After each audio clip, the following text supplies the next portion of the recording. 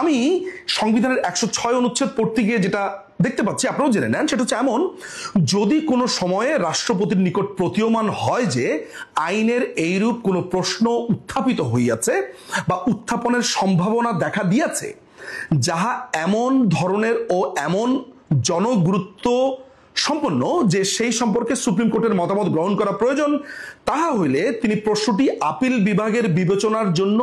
প্রেরণ করিতে পারিবেন। মানে আপিল বিভাগে পাঠাবে তাদের বিবেচনার জন্য, এবং এখানে বলা হচ্ছে এবং উক্ত বিভাগ স্বীয় বিবেচনায়, অর্থাৎ তাদের নিজেদের বিবেচনায় উপযুক্ত শুনানির পর প্রশ্নটি সম্পর্কে রাষ্ট্রপতিকে স্বীয় মতামত জ্ঞাপন করিতে পারিবেন। অর্থাৎ যদি বাংলাদেশে এমন কোনো ঘটনা ঘটে যেটি জনগুরুত্বপূর্ণ সম্পন্ন, যার কোনো রকমের ক্লু খুঁজে পাচ্ছে না কেউ, এবং সেই ঘটনার প্রেক্ষিতে পরবর্তী স্টেপ কি হবে সেটি বিবেচনার জন্য রাষ্ট্রপতি আপিলের ডিভিশনে